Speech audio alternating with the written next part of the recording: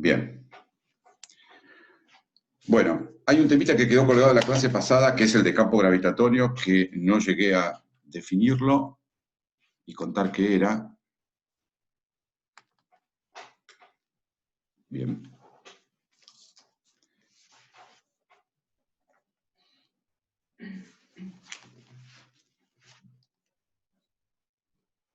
Gravitatorio. La idea es la siguiente, es simple, es un concepto simple pero importante.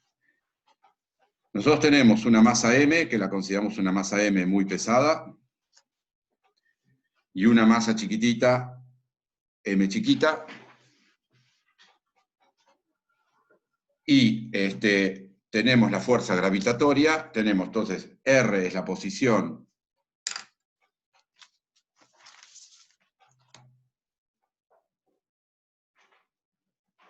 de la masa, vista desde la masa grande, y la fuerza gravitatoria que siente es para este lado.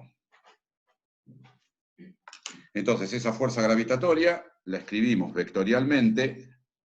La fuerza gravitatoria en el punto R que siente esta masa es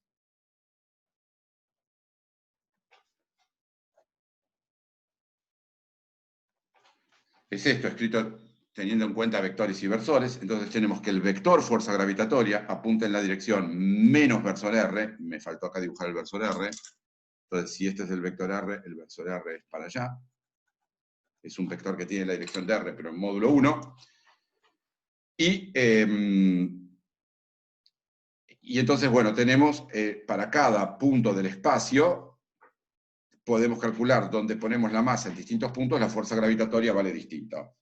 Se define el campo gravitatorio G mayúscula, que es un vector en cada punto del espacio, como el valor de la fuerza gravitatoria dividido la masa del cuerpo esta. O sea que equivale a dividir esto por m, con lo cual tenemos que el campo gravitatorio es menos g por m sobre r cuadrado versor r. O sea, es si yo vuelvo a dibujar acá el punto es un vector que en cualquier punto del espacio que yo esté, apunta en la dirección en cualquier punto del espacio que yo esté, que sea un dado vector R, apunta en la dirección del versor R, y es negativo y vale esto, o sea, es un vector que es para acá. Y si estoy en otro punto del espacio, que es apunta en la dirección del versor R, que es para allá. Y entonces, en cualquier punto del espacio que esté, este vector apunta hacia el centro. O sea, en cualquier punto que estoy, siempre este vector campo gravitatorio apunta hacia el centro y, por supuesto, multiplicando por m, tiene la característica de que, en primer lugar, el campo gravitatorio no depende de cuál es el cuerpo que yo pongo en el espacio. O sea, el campo gravitatorio depende de la constante gravitatoria, depende de la masa de mi cuerpo que estoy en el centro y de la distancia al punto del espacio donde estoy mirando. El campo gravitatorio es un ejemplo que vemos de un campo vectorial. Un campo vectorial o una función vectorial, es una función que a cada punto del espacio le asigna un vector. Y esto es lo que hace esto. A cada punto del espacio R le asigna este vector. Entonces, cada punto del espacio es lo que yo estoy marcando como una bolita, para no dibujar el vector R entero. El vector R va desde mi origen hasta donde marco la bolita, y el campo siempre apunta hacia el centro. Entonces, es un campo, de hecho, cuando más cerca estoy del coso, más grande es el campo, y cuando más lejos estoy, como si estoy un punto lejos, el campo es más chiquitito. O sea, el campo cambia de dirección, siempre apunta hacia el centro, y cuanto más lejos estoy del origen donde tengo mi masa M, más chiquito es el campo gravitatorio. Entonces, como dije, es un campo vectorial que a cada punto del espacio le asigna un valor que es un vector que es y por eso se llama una función vectorial, y que, claro, el significado físico que tiene es que si yo, pasando esto multiplicando, que si pongo en algún lugar del espacio una masa m, esa masa m multiplicada por el valor del campo gravitatorio en ese punto del espacio, me da la fuerza gravitatoria que siente esa masa m. Entonces, si yo pongo una M en un punto del espacio, una masita M multiplicado por el valor del campo gravitatorio en ese punto del espacio, me da la fuerza gravitatoria. Pero la fuerza gravitatoria necesita saber cuál es la M. En cambio, el campo gravitatorio es una cosa que una masa M grande, en todo punto del espacio, genera un campo vectorial que, como dije, apunta siempre hacia el centro y es más chiquitito cuando me voy más lejos y más grande cuando me voy más cerca.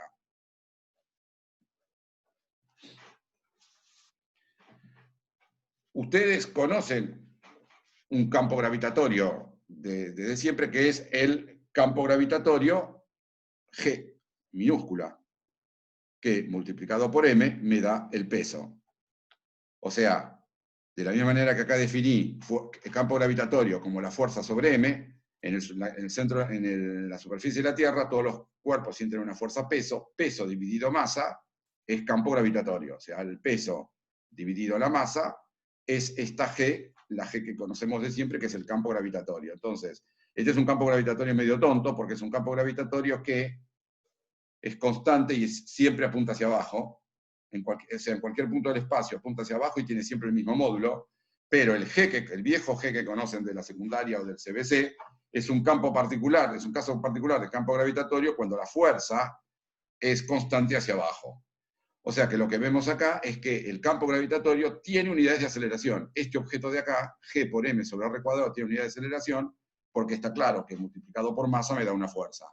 Entonces, este es un campo gravitatorio, es un campo vectorial cuyas unidades son aceleración, y se llama campo gravitatorio. En la carrera van a empezar a ver muchos campos, campo eléctrico, campo magnético, donde el vector ya no es más una aceleración, sino que es un campo magnético, un campo eléctrico, que no va a tener esta forma ni esta forma, sino que a cada punto del espacio le va a asignar un vector que, en este caso, es nuestro vector G, pero va a ser el vector E o el vector B larga o lo que sea. Bien. Entonces, ese es el concepto de campo gravitatorio.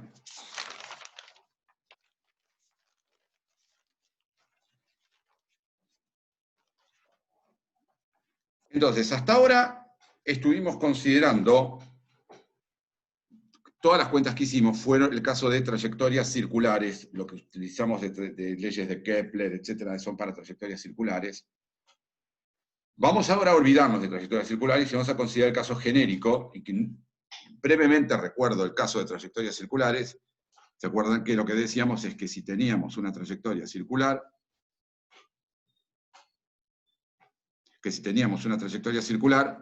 entonces la fuerza gravitatoria era igual a la fuerza centrípeta. La fuerza gravitatoria es G por M sobre R cuadrado, la fuerza centrípeta era M por D cuadrado sobre R, y entonces tachando esta M, tachando este cuadrado y esta con esta R, teníamos que, para el caso de un movimiento circular, B cuadrado era igual a G por M sobre R, que es una fórmula importante, que la voy a escribir, la voy a guardar ahora en una hojita en blanco para tenerla para después, y era lo que vimos hasta ahora de trayectorias. Entonces, si yo tengo una trayectoria circular de radio R, necesariamente la velocidad que tiene el cuerpo para allá tiene que ser exactamente raíz de Gm sobre R. Y esto lo vamos a llamar la velocidad que tiene que tener un cuerpo para que la trayectoria sea circular. Pero lo voy a guardar acá para después. Entonces, la velocidad correspondiente a una trayectoria circular es G por M sobre R. O sea que si estoy a una distancia R, de mi cuerpo, la velocidad tiene que tener si tiene este valor, la trayectoria es circular. Si la velocidad que yo tengo cuando estoy a una cierta distancia R no es esta velocidad, no es este valor, entonces la trayectoria no va a ser circular, porque no es centrífugo igual a centrípeta, que es lo que queremos analizar ahora. Entonces, primera cosa que quería guardar. Bien. ¿Puedo hacer una pregunta? Dale. Cuando hiciste la igualación de las fuerzas, ¿por qué no pusiste el menos adelante de la gravedad? Porque acá esto lo puse en módulo, no puse flechitas. Como no puse flechas, solo quiere decir que son solo módulos estos. Y dije, estos dos son iguales. Bien. La fuerza gravitatoria es una fuerza que es una fuerza central, siempre apunta al centro. Entonces, si yo tengo, poniendo mi cuerpo, yo tengo acá la masa M y la masa M chiquitita, la fuerza siempre apunta a este centro. Y una cosa que demostramos cuando vimos energía es que las fuerzas centrales son conservativas. Acá tengo una pequeña queja, queja no es exactamente la palabra, me dijeron dos de los auxiliares que les habían dicho que yo no había dado la energía potencial del resorte y la energía potencial gravitatoria. Bueno, por ahí tenía la hoja donde lo di, pero lo voy a recordar brevemente. Después me di cuenta en realidad que si dijeron eso es que evidentemente no se entendió. Cuando lo expliqué primero digo, ¿cómo que no? Y después digo, bueno, evidentemente no se entendió. Yo demostré que si tenemos una fuerza central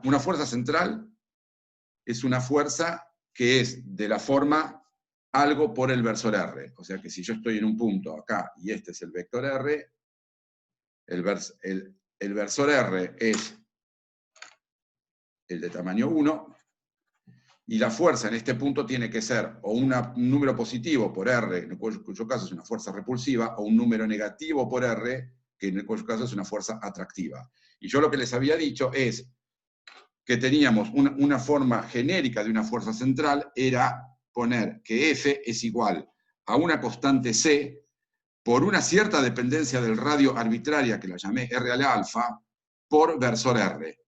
Esto es una forma genérica de poner una fuerza central, porque justamente lo que digo es que si yo pongo acá un cuerpo M, la fuerza que siente es en la dirección del versor R, por lo tanto es central respecto de este punto, y depende de una cierta forma arbitraria de la distancia. Esto es como una fuerza central arbitraria. ¿Se entiende, no? Fuerza central quiere decir que la fuerza tiene siempre la dirección del versor R. Si C es positivo, es repulsiva. Si C es negativo, quiere decir que es en la dirección de menos R, es atractiva.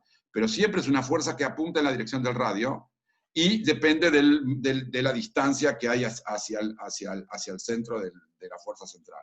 Entonces, esto es un ejemplo de una fuerza central arbitraria. Y yo lo que les mostré en la clase es que esta fuerza es siempre conservativa, y que sea siempre conservativa quiere decir que tiene una energía potencial asociada, y les demostré que esa energía potencial valía menos C por R a la alfa más 1 dividido alfa más 1. O sea que esta fuerza que es conservativa tiene esta energía potencial asociada. Y les di dos ejemplos. Les dije que si para C tomábamos menos K y para alfa tomábamos 1, está claro que este C y este alfa son arbitrarios. Si en particular elijo la fuerza que me quedaba es reemplazo C por menos K, reemplazo R, alfa por 1, pongo R, versor R, y menos K por R es el caso de una fuerza elástica. Entonces, una fuerza central arbitraria le corresponde esta energía potencial, y en particular, un ejemplo concreto de valor C y valor alfa es este. Otro ejemplo importante es cuando C es igual a menos G por M y alfa es igual a menos 2. Si pongo alfa igual a menos 2 y voy a esta fórmula general, tengo que la fuerza F es igual a C por R a la alfa. Entonces pongo primero la C, menos G por M. Por R a la alfa es menos 2, R a la menos 2 es un R cuadrado abajo, por versor R. Entonces vemos que este es el caso de la gravitatoria,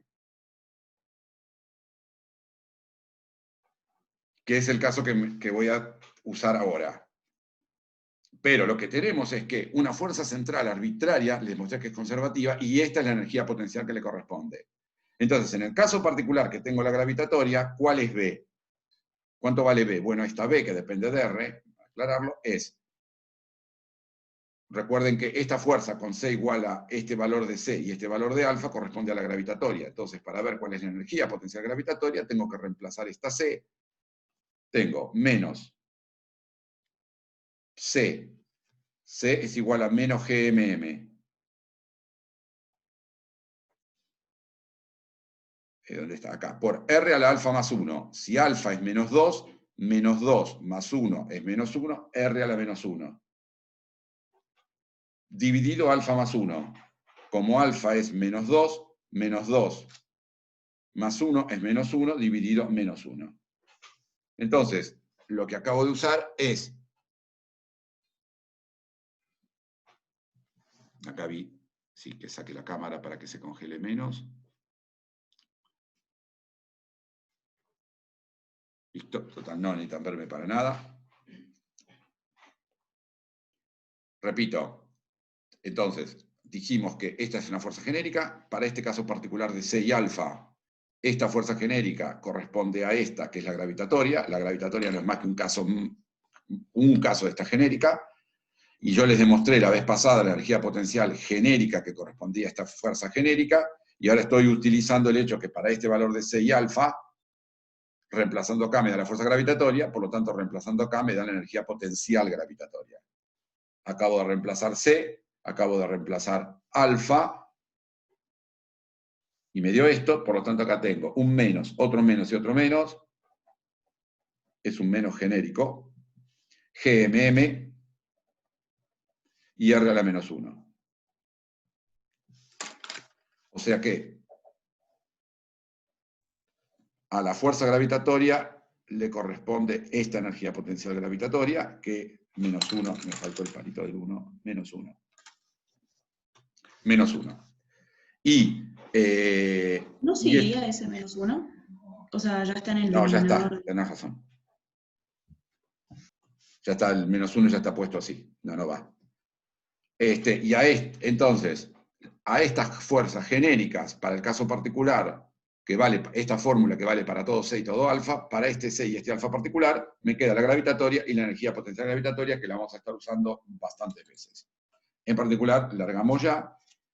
Está claro que la energía potencial es genérica para esta fuerza, no supuse ninguna trayectoria. Esto es válido para cualquier tipo de trayectoria. Esto es genérico para la fuerza gravitatoria.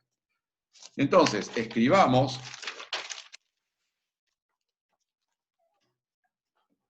¿qué quiere decir entonces que la fuerza gravitatoria es conservativa? Quiere decir que se conserva la energía. Que se conserve la energía, recuerden que la energía es igual a la energía cinética más la energía potencial. Entonces, si yo tengo, de nuevo, mi coso M, y tengo acá mi masita M, esta es la masa grande M, esta es la chiquita, y quiero calcular cuánto vale la energía de esta masa M, lo que necesito es saber a qué distancia está y saber qué velocidad tiene. Porque la energía que tiene E es igual a la cinética, 1/2 de mv cuadrado, más la energía potencial, que la escribí recién, que es G menos G por M sobre R. Entonces, calcular cuánto vale la energía de una masa en presencia del campo gravitatorio que genera esta M, requiere conocer la velocidad y requiere conocer la posición. En particular, si yo al principio la largo desde una cierta R0 y con una cierta velocidad V0, lo que tengo que la energía inicial es 1/2 de M por V0 cuadrado menos G por M sobre R0. Y esta es la energía inicial, donde el valor de la energía lo decido yo, porque yo decido dónde la pongo, por lo tanto yo decido el R0, y yo decido qué patadita le doy, y por lo tanto yo decido cuánto vale V0. Ahora, una vez que pase eso, esto va a empezar a moverse de alguna manera que todavía no sabemos cómo es, más o menos complicada, y la masa se puede alejar del cuerpo, con lo cual va a variar la R, la masa se puede frenar, ir más lento, ir más despacio, con lo cual la velocidad va a cambiar. Pero lo que es seguro, que como la fuerza gravitatoria es conservativa, la energía se conserva. Y es la única fuerza que hay, la gravitatoria en este caso, se conserva. Por lo tanto, a medida que pase el tiempo, ya no va a estar más en R0, ni va a tener velocidad V0, va a tener una R genérica y una velocidad genérica. Y la energía, entonces, va a tener una R genérica y una velocidad genérica. La energía cinética va a ser 1/2 de mv cuadrado. La energía potencial va a ser Gmm sobre R. En el movimiento, R va a cambiar, V va a cambiar, pero esta combinación, que es la energía, oportuno. La energía en todo otro momento va a tener que seguir siendo igual a la inicial, porque la energía se conserva. Entonces, acá tenemos una restricción al movimiento cuando yo tiro una partícula a una cierta distancia de m, elegida por mí, r0, con una velocidad v0, el r y el v van a cambiar, pero esta particular combinación va a tener que seguir siendo igual a la inicial. ¿Se entendió eso? La aplicación de conservación de energía al caso en que la energía potencial es esta, que es la que acabo de hacer, recordarles que la demostramos la vez pasada en la hoja anterior. Bien, entonces, esto tiene varias aplicaciones. Una aplicación interesante es que uno puede decir, bueno, si yo agarro esta goma y la tiro para arriba, ¿con qué velocidad la tengo que tirar para arriba? Para que suba y se escape de la atracción gravitatoria de la Tierra y se vaya al espacio y no vuelva nunca más. Entonces, ustedes vieron en la primera, en el CBC y en la primera guía de problemas, el caso de cómo es el movimiento vertical cuando tiene una goma para arriba, pero en la superficie, cerca de la superficie de la Tierra, donde la fuerza es siempre el peso. Ahora el problema cambia porque la fuerza no es el peso. Si estoy diciendo que la tiro con mucha velocidad para arriba, quiere decir que se va a alejar de la Tierra y la aproximación de que la fuerza gravitatoria es el peso ya no vale más, sino que vale la fórmula completa de fuerza gravitatoria. Entonces, el problema es, ¿con qué velocidad tengo que tirar esta goma hacia arriba para que se escape? ¿Qué quiere decir que se escape? De nuevo, dado que estoy en la superficie de la Tierra, R0, dato, y que la voy a tirar con una cierta velocidad V0, que quiero averiguar, la pregunta es, ¿cuánto tiene que ser V0 para que se escape? ¿Qué quiere decir que se escape? Quiere decir que el R, a medida que va cambiando la R, la posición y su velocidad, el R se va haciendo cada vez más grande hasta que finalmente R se hace infinito. Si yo tengo que la distancia a la cual está de mi masa m, la goma es infinita, quiere decir ya se escapó. Entonces, si yo reemplazo acá R infinito, lo que tengo es, bueno, en primer lugar, vamos a aclarar algo, esta M y esta M se va porque es factor común en todos lados. Y lo que tengo es, multiplicando por 2, tengo que B0 cuadrado es igual a, menos 2G por M, la M chiquitita se fue, por R0, es igual a, multiplico por 2, D cuadrado, y lo pongo en lápiz para recordarlo de dónde venía, pero ahora lo tiro, y acá viene menos G por M sobre R. Entonces esta volvió a ser la ecuación de arriba. Me falta el 2.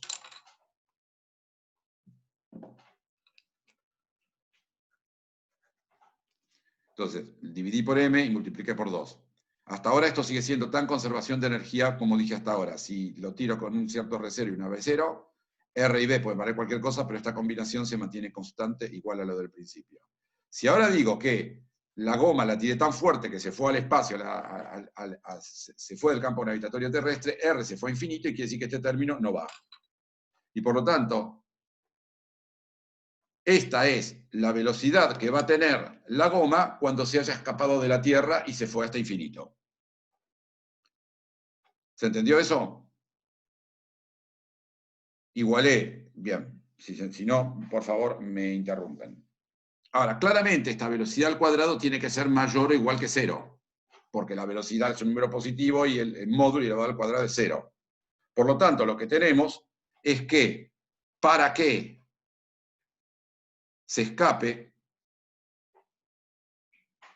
o sea, en que R lo reemplazo por infinito, la condición es que B0 cuadrado menos 2GM sobre R0 tiene que ser mayor o igual que 0.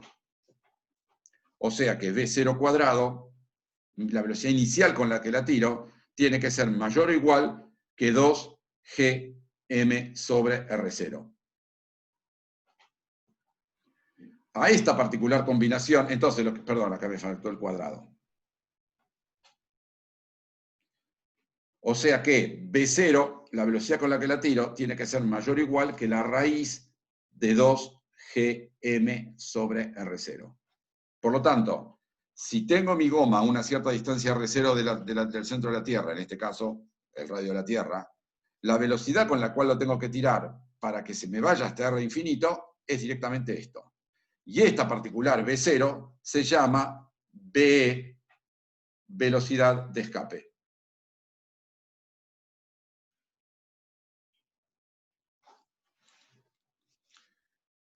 Entonces, perdón, no esta.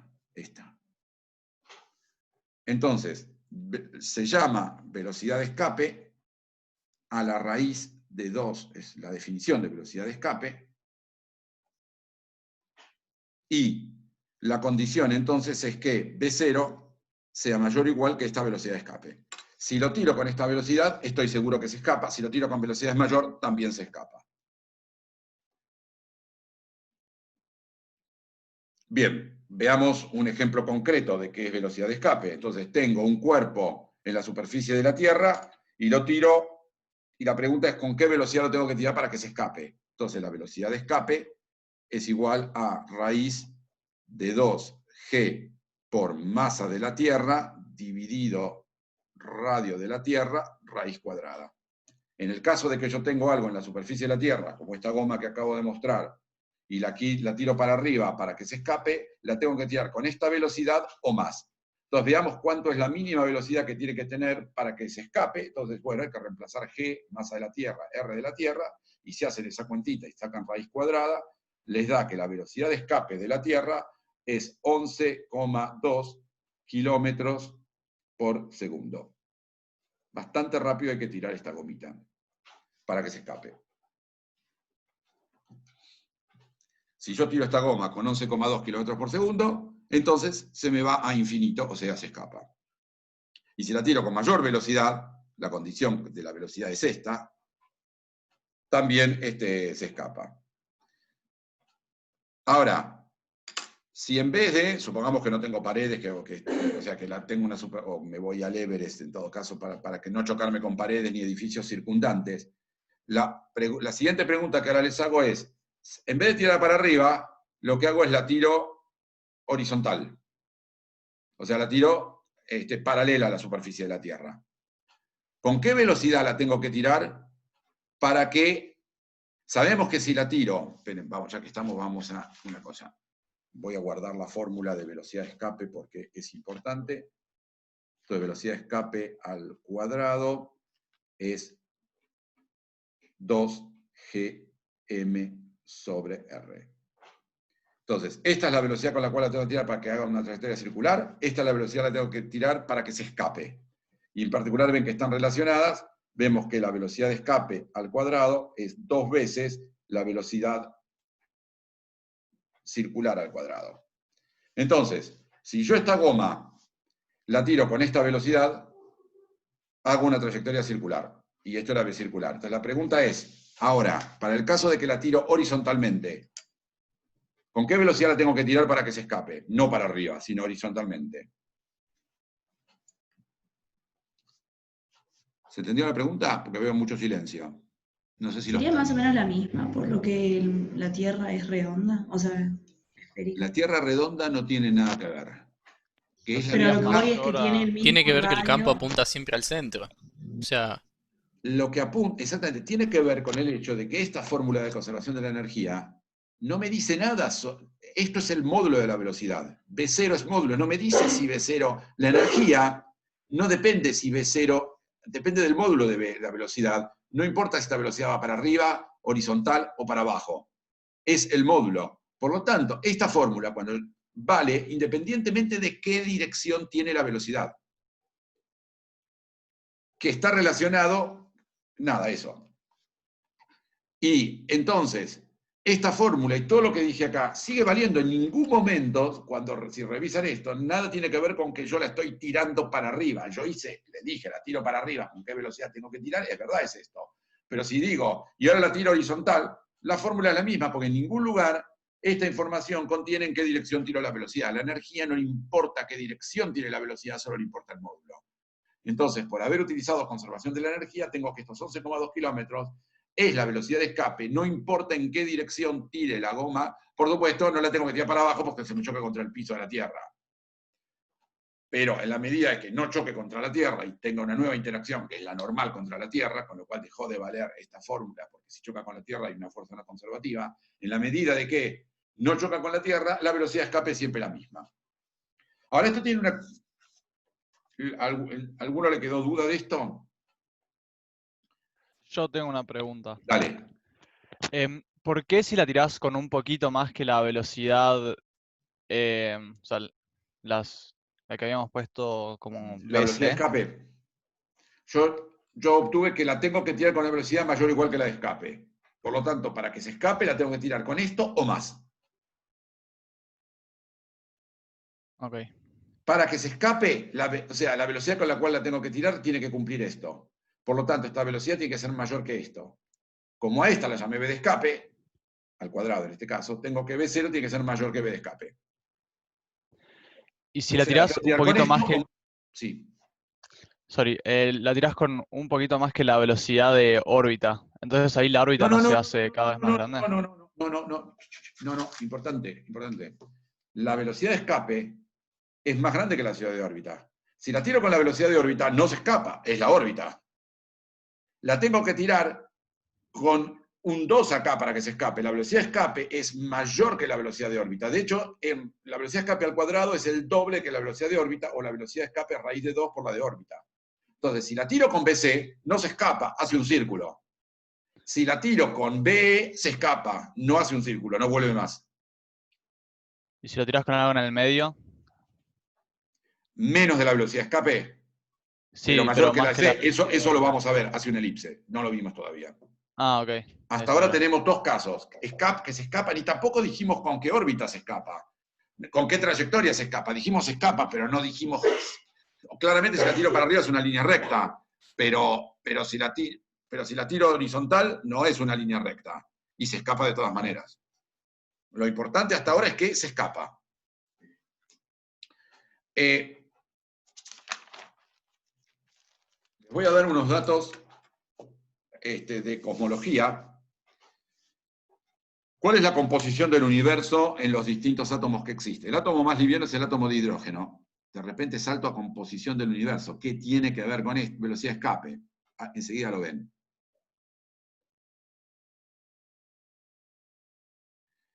La composición del universo es sobre todo hidrógeno. Hidrógeno es 74% del material del universo. El que sigue es el siguiente en la tabla periódica, que es el helio, que es 24%.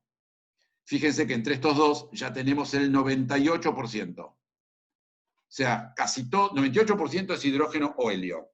Luego viene el oxígeno con 1%, y otros, por ejemplo, el nitrógeno con 0,1%, pero claramente el resto es 2% nada más. 98% es hidrógeno y helio. Ahora, ¿de qué está compuesta la atmósfera? La atmósfera de la Tierra. ¿Saben? 20% oxígeno y 80% nitrógeno. 80% de nitrógeno. No hay hidrógeno y no hay Aprox. helio. Sí, aprox. Es todo nitrógeno y oxígeno. 20 nitrógeno, 20 oxígeno, 80 nitrógeno, aprox. Sin embargo, ¿por qué no está lleno de hidrógeno y helio? Ya que son los dos que hacen todo el material del universo. ¿Por qué no hay hidrógeno y helio? ¿Qué le impide? La Porque son muy respuesta ligeros. la respuesta es la velocidad de escape. Y la cuenta que les cuento, la energía. La pregunta es, si nosotros abrimos un tacho de hidrógeno acá y dejamos que el hidrógeno se escape de un tubo de hidrógeno o de un tubo de helio que se usa para inflar los globos, ¿qué le pasa a ese helio? Bueno, rápidamente ese hidrógeno y ese helio chocan con las moléculas del oxígeno y nitrógeno de la atmósfera y adquieren la temperatura de la atmósfera, 25, 30 grados, hoy será 5 grados.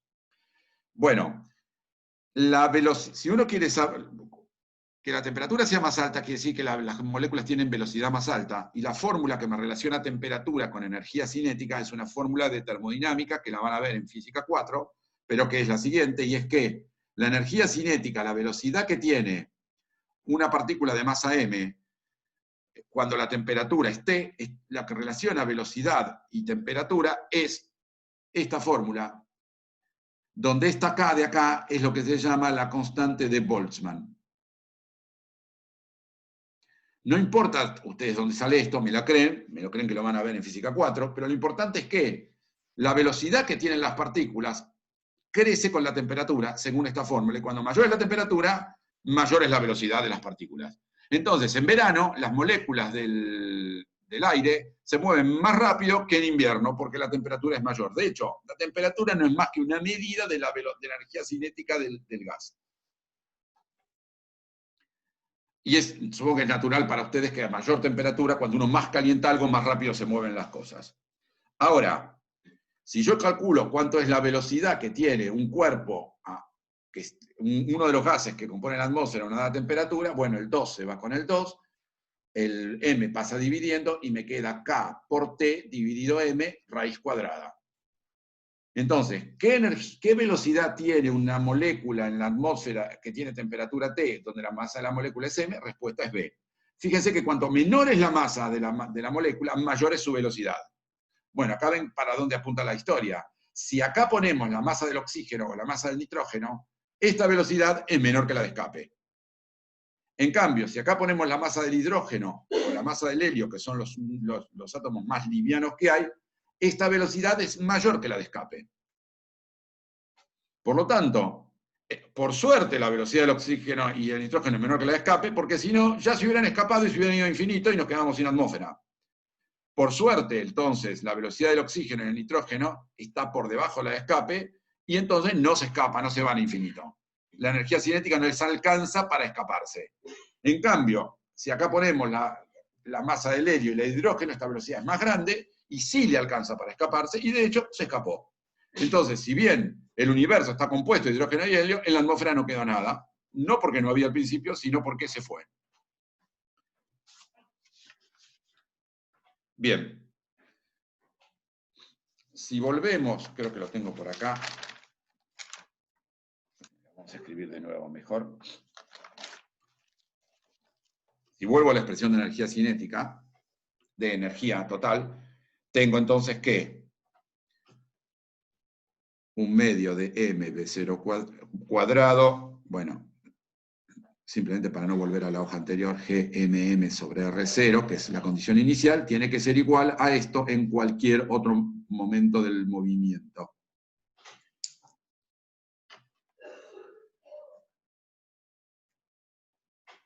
Y tacho la m, que es factor común. Por lo tanto, lo que dijimos que esta fórmula me dice que si la tiro de una cierta distancia al centro de la Tierra con una cierta velocidad, los valores de r y velocidad que tengan pueden variar, pero esta combinación tiene que mantenerse constante. Conociendo r, le conozco la velocidad. Entonces, despejemos este b, entonces tengo que b cuadrado es igual, multiplico todo por 2, es igual a b0 cuadrado menos 2gm sobre r0 más, este pasa sumando, 2gm sobre r. Y si saco raíz cuadrada, se va esta cuadrado y me queda raíz cuadrada de. Todo esto es consecuencia directa de conservación de energía. Por lo tanto, como la velocidad no es un número imaginario, tenemos que esto que hay dentro de la raíz tiene que ser mayor o igual que 0 siempre. Por lo tanto, tenemos que b0 cuadrado menos 2gm sobre r0. Pero recuerden, 2gm sobre r es la velocidad de escape. Por lo tanto, en vez de poner 2gm sobre r0, pongo directamente velocidad de escape al cuadrado. Entonces, b0 cuadrado menos esto, que es velocidad de escape al cuadrado, más 2gm sobre r, tiene que ser mayor o igual que 0, porque la velocidad, si fuera negativo, esto sería una velocidad imaginaria. Y por lo tanto, despejando acá tengo que 2gm sobre R es mayor o igual que, paso esto del otro lado, con lo cual me queda b cuadrado menos b0 cuadrado, la velocidad con la que lo tiro al cuadrado. Y entonces lo que tenemos es que, si consideremos el caso en el cual b0 es menor que la velocidad de escape, entonces, y paso este R multiplicando y paso este R dividiendo, me queda que 2gm dividido b de escape cuadrado menos b0 cuadrado es, paso este R de acá, mayor o igual que R. O sea que lo que me quedó que R es menor o igual que 2gm. Entonces esto es lo que me dice que si la velocidad con la tiro es menor que la velocidad de escape, R está acotado y nunca puede pasar de este valor. Entonces, el R puede variar, puede ser más grande o más chiquitito, pero es un movimiento acotado, nunca puede irse más que esta distancia. O sea, si uno dice, la tiro con una cierta velocidad V0, se va a mover de una manera que todavía no discutimos, pero lo que es seguro es que el movimiento va a ser acotado y nunca va a poder alejarse de la Tierra más que este R. Y decimos que el movimiento es acotado. Bueno, al revés, si la velocidad con la que la tiro es mayor que la velocidad de escape, el movimiento no es acotado y se escapa. Es interesante escribir esto en términos de la energía. ¿Cuánto vale la energía? La energía de la partícula es, bueno, lo vuelvo a escribir, lo escribí recién ahí, entonces es un medio, voy a volver a analizar este caso, entonces un medio de m por la velocidad que la tiro al cuadrado menos g por m sobre r, y esto lo pongo como un medio de mb cuadrado, menos, y ahora multiplico y divido, y divido por 2, entonces me queda 2gm sobre r por m sobre 2, lo único que hice fue multiplicar y dividir por 2, pero nuevamente 2gm sobre r, y para eso lo guardé acá, 2gm sobre m es velocidad de escape cuadrado, con lo cual esto es igual a un medio de m b cuadrado menos m sobre 2, que es un medio de m por velocidad de escape al cuadrado, que es otra manera de escribir la energía. Entonces lo que tenemos es que si la velocidad, como tengo acá, es menor que la velocidad de escape, tenemos que la energía es negativa. Y ahora vamos a discutir que claramente si B es menor que la velocidad de escape, la energía es negativa. Si B es igual a la velocidad de escape, la energía es cero. Y si B es mayor que la velocidad de escape, la energía es positiva. Nuevamente está claro que si la velocidad que tiene es mayor que la de escape, el número es positivo. Y discutamos ahora qué quiere decir esto de energía positiva y negativa, esto de acá.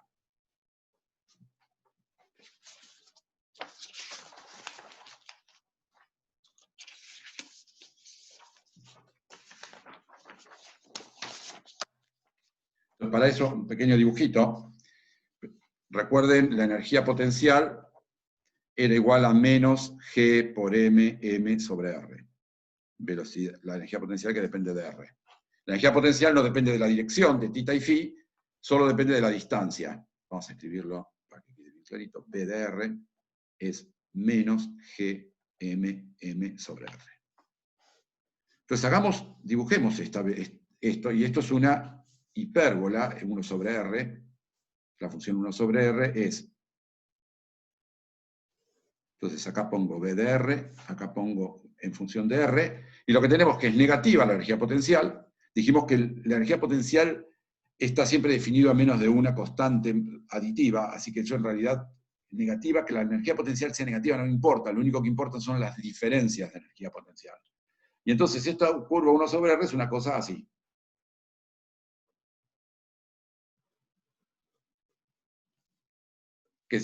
Esta es una curva 1 sobre R, más o menos, dibujándola. Bien. Y esto es R. Bueno, si esto básicamente es R de la Tierra, entonces lo que tengo es que esta zona está prohibida porque el cuerpo no se puede meter adentro de la Tierra. O sea, el movimiento puede estar en cualquier valor de R, que es desde R a la Tierra hasta infinito. Y este es B de R. B de R es siempre este, no cambia nada. Ahora, la energía, yo les dije varias veces que depende de la energía inicial, es un medio de m, V0 cuadrado menos GMM R0. Yo elijo cuánto vale la energía. Entonces, yo puedo elegir un dado valor de la energía. Imaginen el lápiz, pues tengo que borrarla.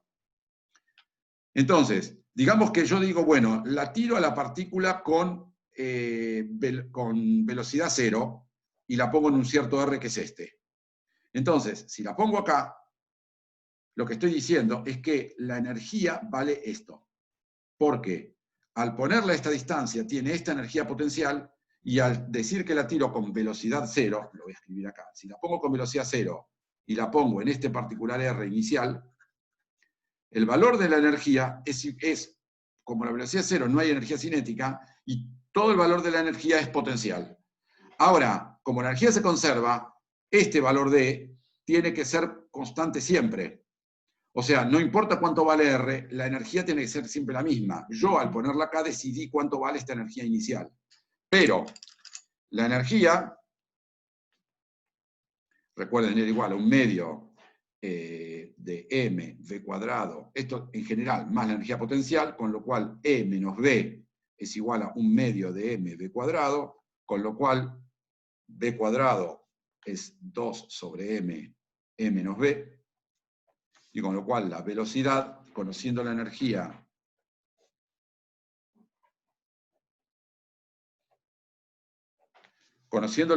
que le doy, la energía potencial, puedo calcular la velocidad. Entonces, si yo la pongo acá con la misma energía que la energía potencial, eso es lo mismo que decir que tiene velocidad 0. Cuando la energía es igual a la energía potencial, la velocidad es 0.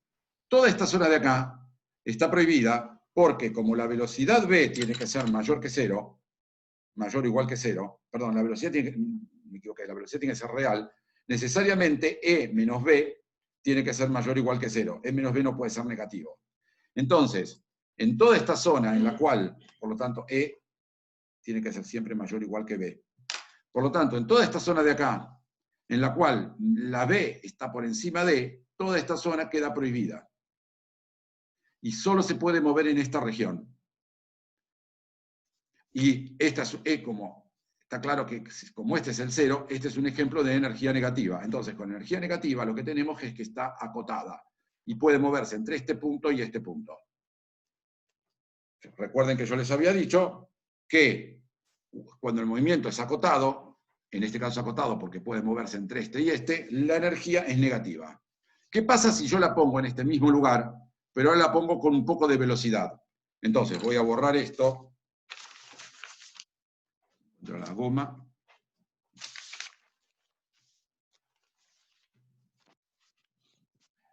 Una pregunta. Sí, un segundito. Dale, habla mientras tanto. La velocidad que pusiste ahí donde dice, por ejemplo, velocidad menor a velocidad de escape, entonces la energía menor a 0, ¿es la velocidad inicial que vos le das al cuerpo? Espera un segundito que está, no te escuché bien porque estoy buscando las gomas. Espera.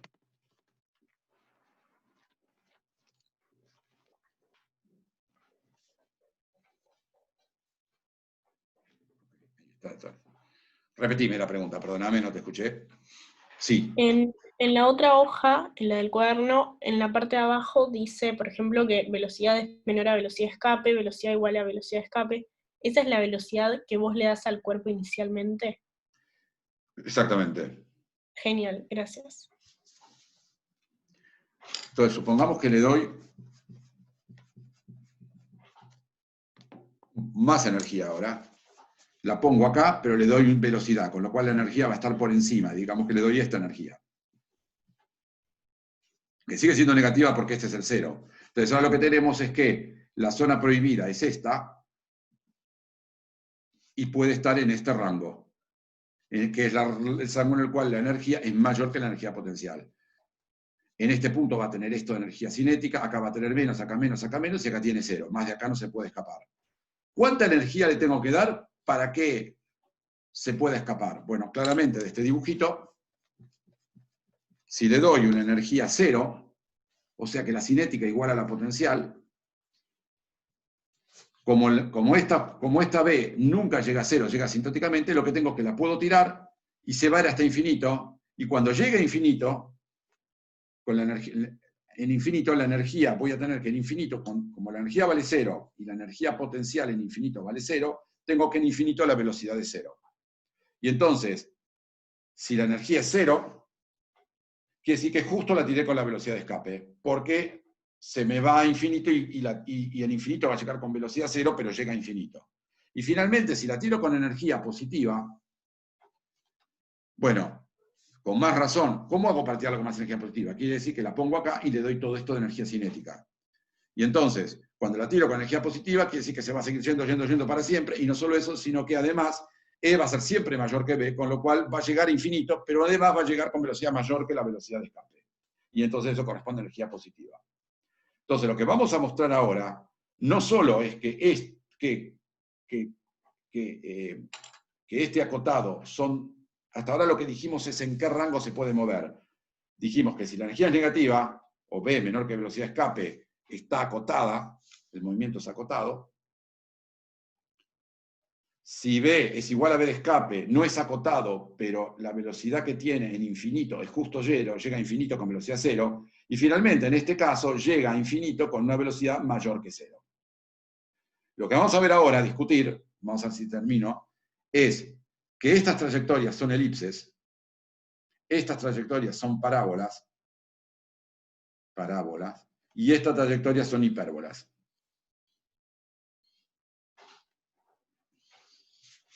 Entonces, lo que vamos a ver es cuál es... la única trayectoria que hasta ahora sabemos es que si la tiro con la velocidad igual a velocidad circular, hace una trayectoria circular. Lo que queremos saber ahora es qué trayectorias hace si las tiro con otras velocidades. Lo que nosotros sabemos que otras velocidades, hasta ahora por energía sabemos que si hay otras velocidades, si esa velocidad es menor que la de escape, entonces va a estar acotado, va a tener un R máximo y más allá no se puede escapar, que es esta fórmula.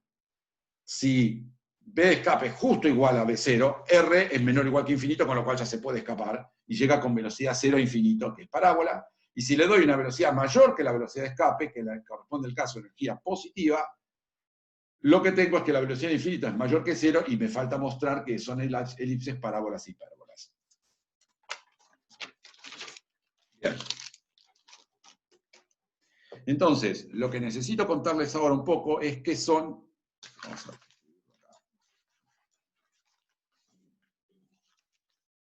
¿Qué son las cónicas?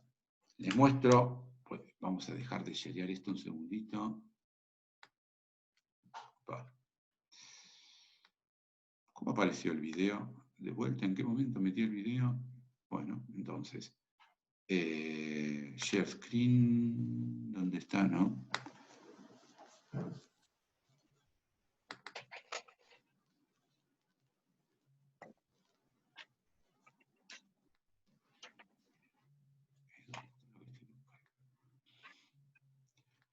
Entonces, ¿están viendo el dibujito este del cono? Sí, sí. Bien, no me queda claro qué es lo que ve. Entonces, se llaman cónicas a las trayectorias, a las curvas que quedan cuando uno intersecta un cono con un plano. Acá tienen el cono dibujado, si lo intersecto con un plano perpendicular a la base del cono, un cono cilíndrico, me queda un círculo. Si la corto con un plano diagonal, la curva que me queda es una elipse. Si la corto con un plano que es paralelo al lado del cono, lo que me queda es una parábola. Y si lo corto con un plano que es más vertical que el ángulo del cono, me queda una hipérbola. Entonces, como todas estas curvas se obtienen por intersección del cono con planos, se llaman cónicas, porque fueron descubiertas a partir del cono. Es impresionante que estas son exactamente las trayectorias posibles de un movimiento en un campo gravitatorio. Y yo me imagino que en la época de Newton y deben haber buscado una relación entre qué tiene que ver el cono con el movimiento de la Tierra para que justo los movimientos de los planetas sean las trayectorias que corresponde a cortar un cono con distintos ángulos. Entonces, lo que les quiero es mostrar que las trayectorias son en efecto estas, y cómo dependen, y que lo que determina cuál de estas trayectorias es la energía, la energía. Entonces, stop share, vamos a volver acá.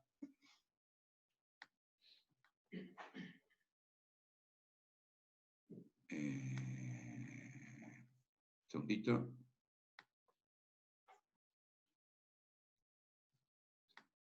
No, esto está. Bien. Entonces, lo que vamos a hacer es algo que no creo que lo hayan visto, que es la descripción de las cónicas en polares. La razón por la cual vamos a usar coordenadas polares para describir las cónicas es porque, como tenemos un problema central, son variables naturales describir las cosas en términos del radio al cual está, del centro, y θ, que es el ángulo que hace con, por ejemplo, con la horizontal. Entonces, lo que vamos a ver ahora es cónicas, las que acabo de decir, en coordenadas polares. Entonces, para eso lo que vamos a hacer es, consideremos que tengo un punto F, que lo llamo foco, y una recta, que la voy a llamar, que no le doy letra, y la llamo directriz. Entonces tengo el foco y una recta que se llama directriz, que la dibujo vertical, pero podría bajarla en cualquier dirección, pero el dibujo me va a quedar de esta manera más elegante. Y este punto se llama foco. Consideremos, y vamos a poner es el eje horizontal. Entonces, consideremos un punto Q, que está en el plano en algún lugar arbitrario. Ahora no decir porque lo dibujo más o menos por acá. Por acá. Un punto Q. Este punto Q, ¿cómo lo ubico respecto del foco? Bueno, lo que hago es dibujo en coordenadas polares, tiene esta coordenada R y esta coordenada θ. Dando el R y el θ, ubico el punto Q. Y a su vez, lo que puedo ver es cuánto es la distancia del punto Q a la directriz, a la recta esta. Y esto llega acá a un cierto punto que lo voy a llamar D. Entonces, mi punto Q está a una distancia del foco y a una cierta distancia de la directriz. Tengo la distancia de Q al foco y la distancia de Q a la directriz. La distancia de Q al foco es fácil de explicar, es fácil de escribir, porque es justamente lo que llamé el radio de mis coordenadas polares. Es R. La distancia de Q a la directriz requiere que, aparte, diga yo a qué distancia tengo el foco de la directriz. Esta distancia la vamos a llamar D. Entonces, ¿cuánto vale esta distancia en verde? Bueno, esta distancia es D, que es todo esto, menos este pedacito. Y este pedacito es R coseno θ. Es un buen momento si se están perdiendo para pararme y preguntar, porque la verdad preferiría no estar perdiéndolos. Entonces, repito, elegí un punto... Perdón, una pregunta. D mayúscula... es el punto que me indica, es el punto que va desde la directriz hasta el punto Q perpendicular a la directriz. Es lo que QD es lo que se llama la distancia del punto Q a esta recta. Ah, listo, gracias. Acuérdate que sí, eso. Entonces, yo elegí un punto Q. Ese punto Q está a una cierta distancia del foco y a una cierta distancia de la recta. La distancia al foco es QF. La distancia a la recta es este punto que lo llamo D para indicar cuál es la distancia de QD, es esta distancia QD. La distancia de Q al foco es lo que llamé R, porque cada punto del plano lo voy a identificar por sus coordenadas R y θ, son coordenadas polares. Y la distancia del foco a la directriz se llama D.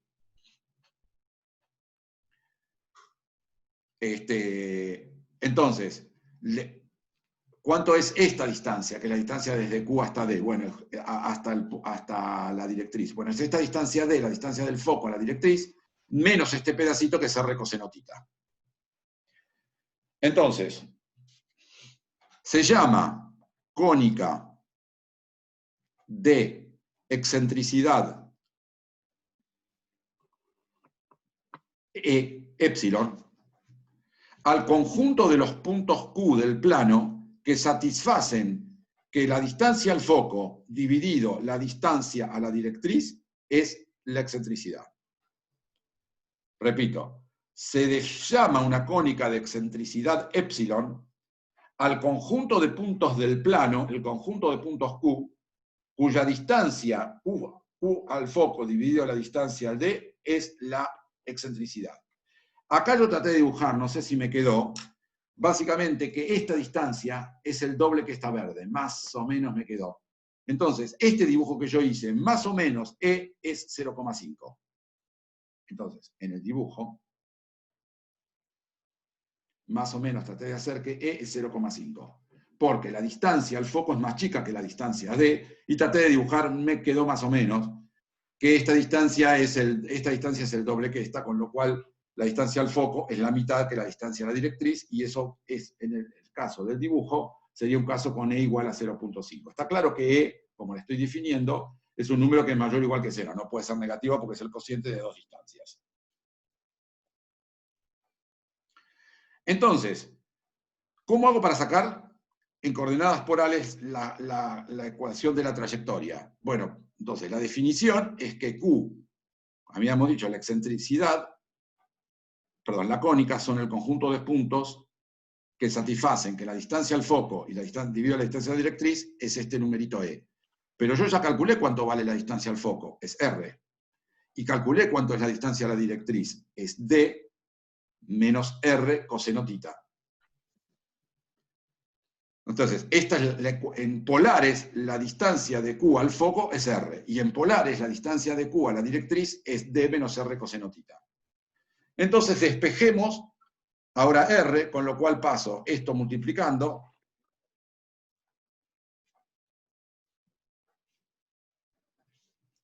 pasé multiplicando, distribuyo,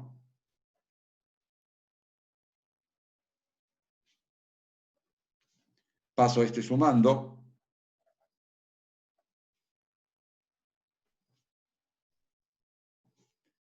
saco factor común R,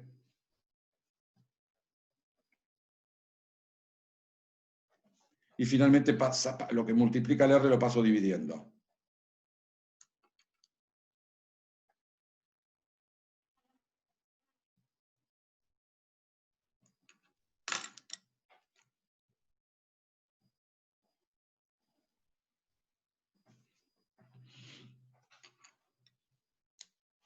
Por lo tanto, la definición de cónica es el conjunto de puntos Q, que este cociente vale epsilon. Pero la distancia de Q al foco y Q a la directriz lo calculé recién. Y entonces, despejando R, me queda que, ¿cuánto vale R para cada tita? Esto es una ecuación de una curva porque me dice, bueno, para cada valor de tita, tenés a qué distancia estás del origen. Por lo tanto, estoy diciendo para cada valor de tita cuánto estoy del origen. Si yo para cada valor de tita dibujo la R, esto me queda un conjunto de puntos alrededor de R, que ahora lo vamos a analizar. Entonces, el conjunto, para cada valor de tita tengo un punto de la trayectoria de la cónica. Y está claro que tita lo voy a hacer variar desde 0 hasta 2pi o menos tita si voy para este lado. Se entiende como esta curva, que ahora la vamos a analizar, me describe la trayectoria. Por ejemplo, me describe ¿cómo se llama? La curva. Entonces, por ejemplo, yo puedo decir, ok, digamos que este punto Q forma parte de la cónica. ¿Qué otro punto Q forma parte de la cónica? Por ejemplo, si voy acá para arriba, este punto para arriba corresponde a tita 90 grados. ¿En dónde corta? ¿Cuál es el punto de la cónica que pasa por esta vertical? Bueno, para eso tengo que venir a la fórmula de la cónica y reemplazar tita para saber a qué distancia del foco corresponde tita 90 grados, reemplazo tita acá por 90, coseno de 90 vale 0, y me queda 0 por epsilon, y me queda directamente E por D. Por lo tanto, tengo que esta distancia, que la voy a llamar P, la distancia de la cónica al origen en la dirección vertical, la llamo P, es igual a epsilon por D. Ricardo, pero ¿epsilon la elegís vos el valor o qué? La elegís vos. Vos tenés, para cada valor de E, tenés una cónica distinta. Ah, ok. Entonces, ahora estoy analizando la cónica para un valor fijo de excentricidad. Entonces, Entonces, lo que tengo es que, por ejemplo, ¿en qué momento cruza a este eje horizontal? Bueno, para eso tengo que volver a esta ecuación y reemplazar tita por... espera, no, una cosa que quiero poner antes. Fíjense que, entonces, que para tita igual 90, la distancia de la cónica entonces va a ser una cierta curva, que ahora la voy a ir dibujando mejor, que es una cosa así. Entonces, para cada valor de tita, en lugar de la cónica, la distancia al origen para cada valor de tita queda determinado por esta fórmula. Entonces, en particular, este P es la distancia que hay de la cónica verticalmente hacia el foco, y eso se llama P y es igual a E por D. Entonces, en vez de escribir E por D, voy a utilizar P, y otra forma que va a ser más útil de escribir la cónica, la ecuación de la cónica, es directamente poner P dividido 1 más epsilon coseno tita.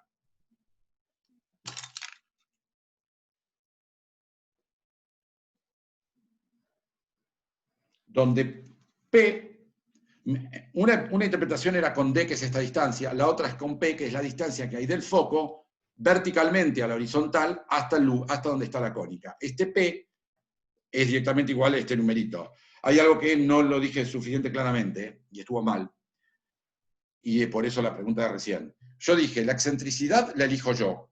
Para cada excentricidad que elija tengo una cónica. Y esta distancia D también la elijo yo. Por lo tanto, las cónicas dependen de dos parámetros, que se pueden elegir la excentricidad y la distancia del foco a la directriz.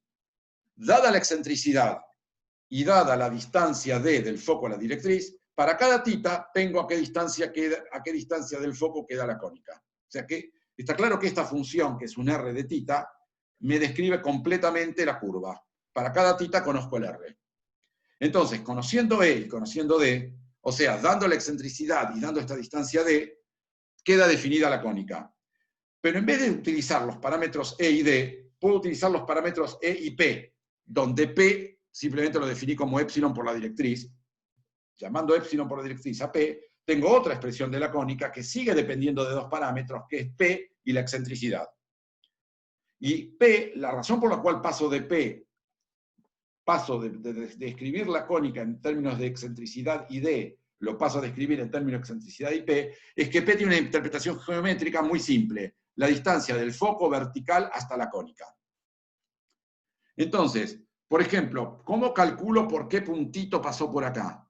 Bueno, para eso lo que tengo es que, ¿dónde corta la cónica este eje horizontal? Bueno, este eje horizontal corresponde a tita igual a 0. Si voy a esta curva y reemplazo tita por tita igual a 0, coseno de 0 es 1, y me queda P dividido 1 más epsilon.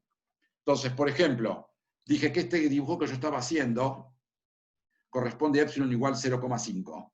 Entonces, supongamos que estoy dibujando una curva cuyo E es 0,5.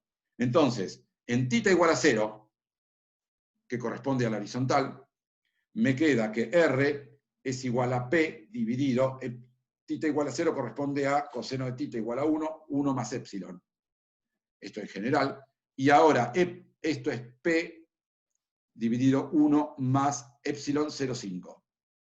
Con lo cual me queda R, para tita igual a 0 grados, me queda R igual a P dividido 1,5, y 1,5 es 2/3 de P. Por lo tanto, fíjense que 2/3 de P es, si a esto lo llamo en total una unidad de P, perdón, 2/3 de P quiere decir que si esta distancia es P, lo divido en dos pedacitos como si fuera 1/3, 2/3, quiere decir que más o menos esta distancia corresponde a 2/3 de esta distancia de acá. Y entonces, para cada valor de tita, puedo ir calculando cuál es esta distancia P, y vamos a analizarlo ahora en caso concreto. Segundito. Mirá.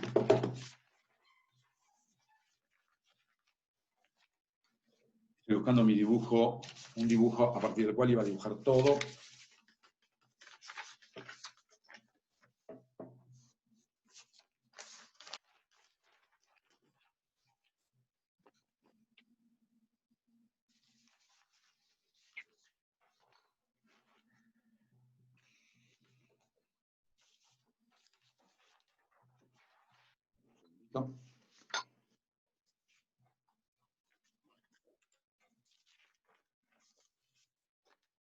Entonces, analicemos la fórmula de la cónica en un poco más de detalle. Entonces, habíamos dicho, la tenía acá escrito, la vuelvo a copiar, la función r de tita que me da la cónica es r igual a p dividido 1 más epsilon coseno tita. Entonces, analicemos esto para distintos valores de P y sobre todo distintos valores de epsilon, que me interesa cómo depende la curva con la excentricidad. Bien, entonces consideremos que tengo mi eje horizontal.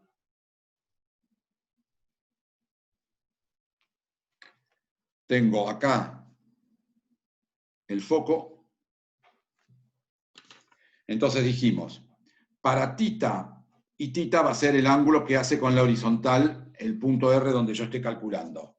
Entonces, consideremos el primero tita 90 grados, que es lo que ya definí antes. Para tita 90 grados, coseno de tita vale 0, y por lo tanto me queda que para tita 90 grados, la cónica pasa por el punto P. Entonces, esta distancia la llamamos P. No lo escribo, bueno, así. Esta distancia es P.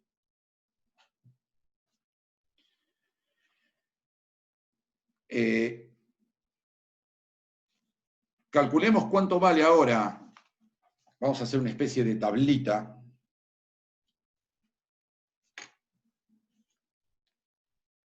De cómo es la curva para distintos valores. Entonces, consideremos el valor de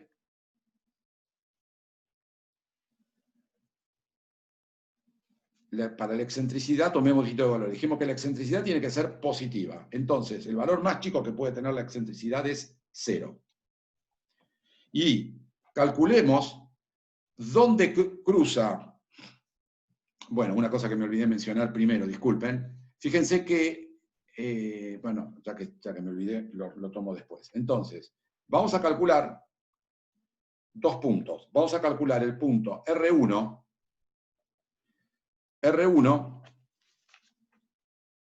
corresponde a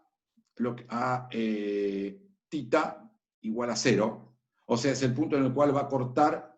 Recuerden que este punto es tita 90, para acá es tita 0, para acá es tita 180. Recuerden que tita es el ángulo que hace con la horizontal el punto de la cónica. Y vamos a llamar R2 al punto en tita igual a 180 grados. Entonces, sabemos que la cónica esta pasa por P, y ahora queremos calcular por dónde cruza la horizontal para un lado y por dónde cruza la horizontal para el otro. Entonces, para eso lo que calculo, R1 lo llamo al del lado de la derecha y R2 al que corresponde de este lado a tita 180 grados. Entonces, calculemos, vamos acá y reemplazamos. Reemplazamos cuánto vale esto para 0 grados. Para tita igual a 0 grados, esto es P dividido 1 más epsilon, y para R igual a 180 grados, un poquito más bajo, para 180 grados coseno de tita es menos 1, y esto es P por 1 menos epsilon. Repito, para calcular en qué punto cruza la horizontal del lado derecho, reemplazo tita por 0 grados y me da esto, y para tita 180 grados, reemplazo tita por 180, coseno de 180 es menos 1. Entonces, para epsilon igual a 0, ¿cuánto vale R1? Para epsilon igual a 0, R1 vale P. Y R2 vale P. Por lo tanto, la cónica pasa a una distancia P para este lado y una distancia P de este lado. ¿Entienden? Estoy calculando en dónde cruza en tita igual a 0 y en tita igual a 180. Ahora, fíjense que esto tiene pinta de un círculo, porque si pasa por acá y pasa por acá a 100 P, vamos a dibujar el circulito.